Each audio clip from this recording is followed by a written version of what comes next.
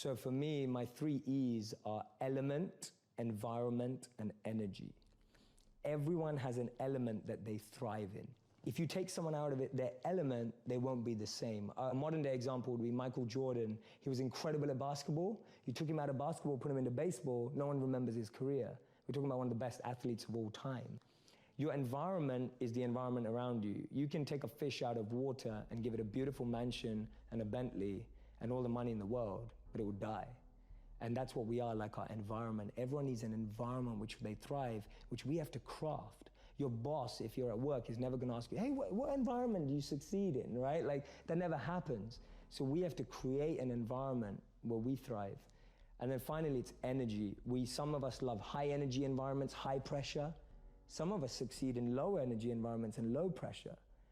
Figuring out your energy and the frequency on which you operate best will help you thrive as well. So for me, those are the 3 E's to really create a thriving environment. Know your element, know your environment, and know your energy. And so at all times, if I see anything going wrong, I'm going, is my element out of alignment? Is my environment out of alignment? Or is my energy out of alignment? And that's a great 3-question test you can do to yourself when you don't think things are going right. And all you have to do is bring that back into alignment. To remind yourself that it's okay to feel the way you feel when you're going through a difficult time.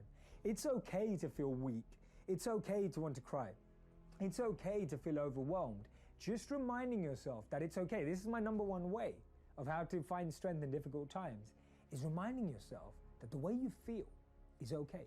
To honor that feeling, to accept that feeling, to actually be okay with that, what we see or what we perceive to be a weakness, or what we perceive to let us down, or what we perceive is a sign of, instability or insecurity. We've got to remind ourselves that when things are tough, it's okay to feel that way. There's nothing wrong with that. Any difficulty I go to, I look to moments in history where people have endured the same pain, if not more extreme, and analyze, absorb, and connect with how they got through it. I like to see what they were thinking. I like to see what they did. I like to see how they structured themselves. I like to look at how they organized. Like to look at who they were speaking to. I like to look at what was going through their mind at that time, because you've got to remember that any challenge we're facing today, we've faced it before as humanity, right? Beyond ethnicities, beyond color, race, creed, beyond backgrounds, beyond all walks of life. As human beings, we've been through challenges before and we've got through them. And therefore, reconnecting with how that's been done before is a beautiful way of learning how to overcome current challenges. So you can either look at your past, but real wisdom lies in looking at the past of people who made a difference. You look at people like Martin Luther King, you look at people like Gandhi, you look at people who made world-changing differences, not single-handedly, but influenced from a single perspective, from a single point of view, and really connecting with the powerful moments in history. I've said this quote many times, I've read it many times, and this quote actually is unbelievable. And the quote says that they thought they buried us, they didn't know we were seeds, right? It's a Mexican proverb. They thought they buried us, they didn't know we were seeds. And I was thinking, when you tell yourself that story, you start thinking much more differently. Right? A seed is buried too. It's incredible that the seed goes through the same process as anything else. It's put deep underground, right? All of this mud is put on top of it.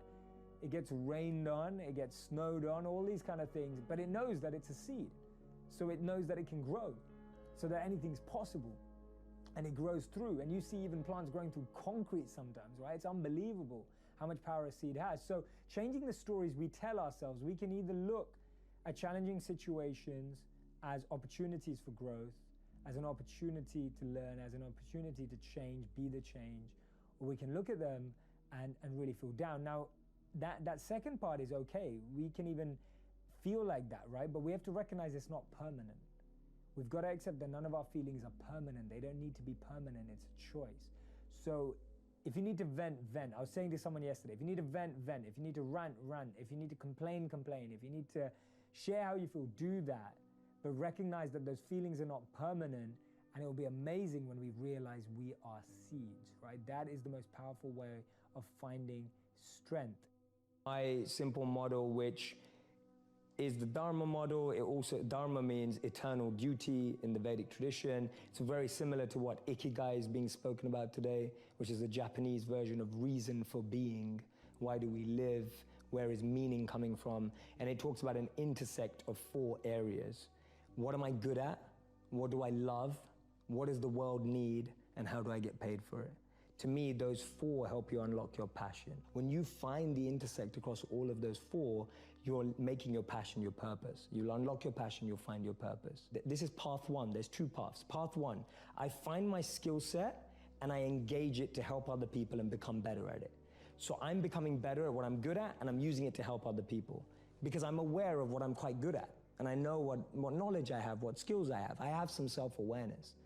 The other path that people often miss is actually I just start serving people. I just start helping people and I start to notice what I enjoy about that and what I'm good at helping people with.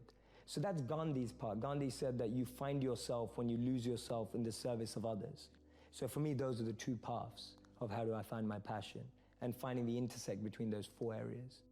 One of the things that, when things don't work out, one of the things I've been telling myself and also thinking about a lot is, apart from the fact of learning, which we'll go into, is just that space of actually understanding that there may be a different route. See, we get so attached to having one route, one method, one way of working.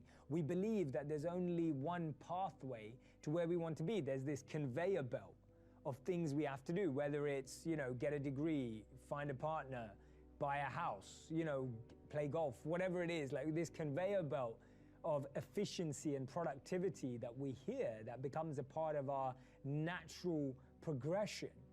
And when that breaks apart, that's when we start to worry, that's when we start to think. But notice that actually it's a lot better when that happens earlier in life. See, regret has some really important roles.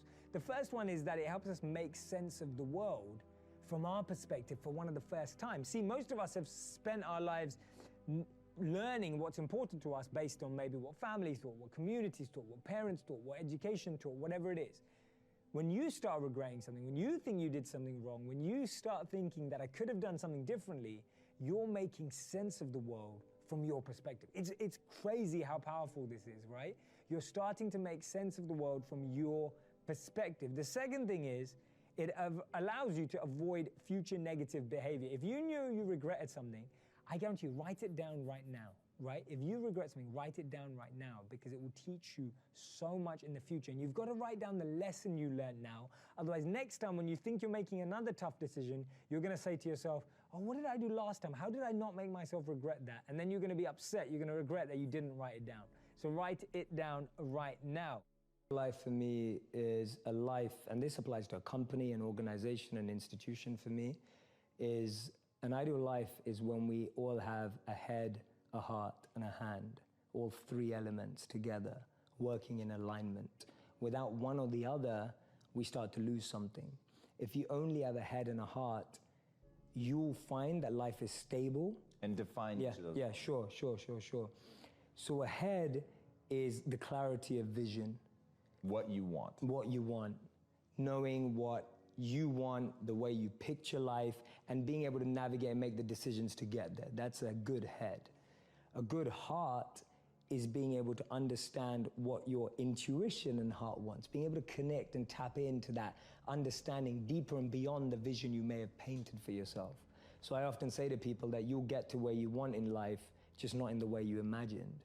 And that's because the path that's paved up and down is far different to the path we pave. So you can have a great head and a great vision and a great mission and know where you want to go, but if your heart's not able to have that resilience and be able to adapt and have compassion and care and all of that, then you're not going to be able to make the toughest decisions without your heart. But to be able to realize that we need to care and be sustainable and long-lasting requires a heart. And a hand is that service, wanting to pass that on, that which you have, wanting to give it forward, pay it forward. The idea of serving with what you have. I often say to people, your passion is for you, your purpose is for others. Your passion makes you happy, but when you use your passion to make a difference in someone else's life, that's a service, that's a purpose, and that's the hand. So those are my 3 elements of an ideal life.